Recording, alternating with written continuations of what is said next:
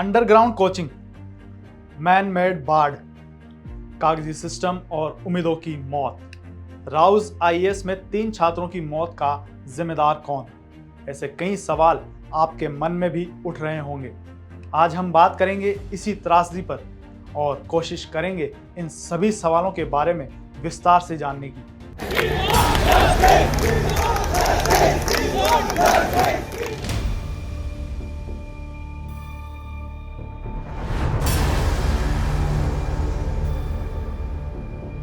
नमस्कार, मेरा नाम है अरविंद शर्मा और आप देख रहे हैं फर्स्ट इंडिया न्यूज। दिल्ली की Rau's IAS study circle coaching में पानी भरने से 2 छात्राओं और 1 छात्र की मौत हो गई है। इस हादसे के बाद उन परिवारों की उम्मीदें भी टूट गई हैं जिन्होंने अपने बच्चों को दिल्ली भेजकर आईएएस बनाने का सपना देखा था। अंडरग्राउंड कोचिंग, मैन मेड बाढ़ और घोर लापरवाही सिस्टम सवाल खड़े कर रहे हैं। गम और गुस्से से लबरेज स्टूडेंट्स सड़कों पर उतर आए हैं। पीड़ित परिवारों को मुआवजा दिए जाने की मांग उठ रही है। दोषियों पर एक्शन लिए जाने का दबाव बनाया जा रहा है। जांच में कई खामियां निकलकर सामने आ रही है। घटना के वक्त बेसमेंट में बनी लाइब्रेरी में स्टूडेंट्स पढ़ाई कर रहे थे और वहीं फंस गए। इन स्टूडेंट्स को बाहर निकलने तक का मौका नहीं मिला।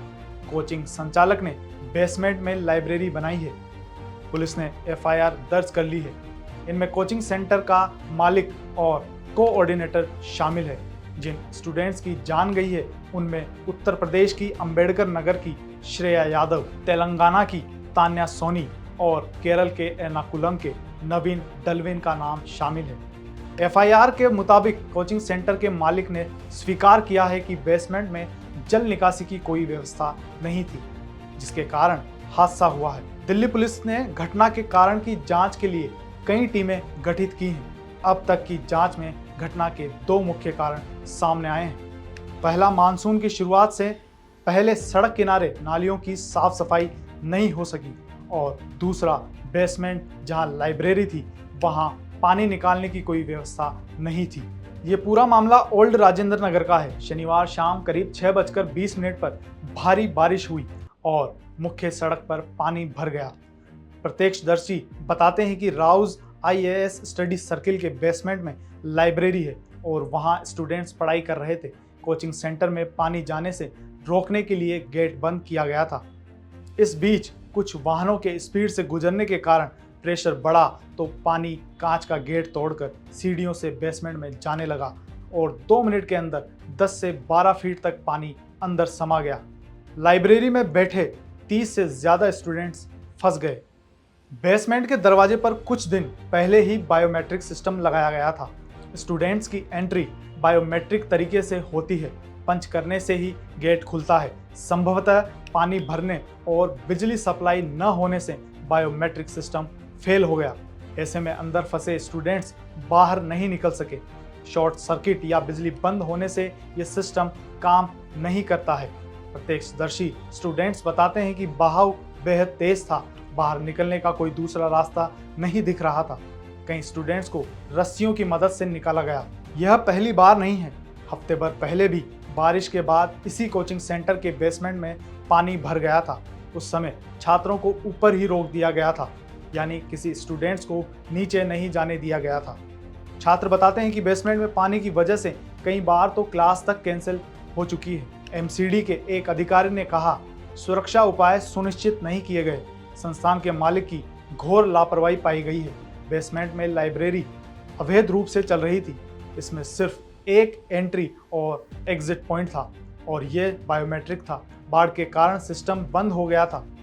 अगर एग्जिट फ्री होता तो छात्र भाग सकते थे। उन्होंने कहा, बारिश होने से अतिरिक्त पानी जमा हो गया था। सड़क किनारे नालियों को अतिक्रमणकारियों ने ढक दिया, जिससे बाढ़ का सैलाब सड़कों पर आ गया। घटना के बाद स्टूडेंट्स में नाराजगी है। वे कोचिंग सेंटर्स, दिल्ली सरकार और दिल्ली नगर निगम को जिम्मेदार ठहरा रहे हैं और सड़क पर उतर आए हैं। रविवार को स्टूडेंट्स ने धरना प्रदर्शन किया और करोल बाग मेट्रो स्टेशन के बाहर पूसा रोड जाम कर दिया। बाद में छात्र सतपाल भाटिया मार्ग पर बैठ गए। स्टूडेंट्स का कहना था कि बेसमेंट में अवैध तरीके से लाइब्रेरी संचालित की जा रही थी। वहां सुरक्षा तक के कोई उपाय नहीं है। सबसे पहले बेसमेंट में चलने वाली सभी लाइब्रेरी बंद होनी चाहिए। रविवार को दिन भर ओल्ड राजेंद्र नगर इलाका छावनी बना रहा और लगभग सभी कोचिंग सेंटर बंद रहे। कोचिंग मामले में अब तक 7 लोगों की गिरफ्तारी हुई है। हादसे के दोनों आरोपियों कोचिंग सेंटर के मालिक अभिषेक गुप्ता और कोऑर्डिनेटर देशपाल सिंह को राजेंद्र नगर थाना पुलिस ने गिरफ्तार कर लिया। उसके बाद कोर्ट में पेश किया, जहां से दोनों को 14 दिनों की न्यायिक हिरासत में भेज दिया गया। कोचिंग सेंटर को सील कर दिया गया है। पुलिस ने दोनों आरोपियों समेत बिल्डिंग मैनेजमेंट, ड्रेनेज सिस्टम की देखभाल करने वाले नगर निगम कर्मियों और अन्य के खिलाफ गैर इरादतन हत्या की विभिन्न धाराओं में एफआईआर दर्ज की है। इस त्रासदी को मानव जनित बाढ़ कहा जा रहा है। इस घटना की जड़ में घोर लापरवाही और बेलगाम भ्रष्टाचार भी समाया हुआ है। यही वजह है कि पूरे इलाके में अवैध तरीके से बेसमेंट में कोचिंग सेंटर्स का खुलेआम संचालन किया जा रहा है। सवाल उठ रहा है कि जब बेसमेंट में स्टोर या पार्किंग की अनुमति थी तो वहां लाइब्रेरी कैसे संचालित की जा रही थी। स्पष्ट है कि कोचिंग संचालकों और दिल्ली नगर निगम के अधिकारियों की मिलीभगत से ऐसा हो रहा होगा। स्थानीय लोग कहते हैं कि इस इलाके में बारिश की वजह से हर समय जलभराव होता है, लेकिन किसी का ध्यान नहीं जाता है। जांच के नाम पर लीपापोती हो सकती है। पिछले साल उत्तरी दिल्ली के मुखर्जी नगर में स्थित एक कोचिंग सेंटर में भीषण आग लग गई थी, जिसके बाद एमसीडी ने ऐसे कोचिंग सेंटरों का सर्वे किया था। उस समय कई छात्रों को आग से बचने के लिए बिल्डिंग से कूदने पर मजबूर होना पड़ा था।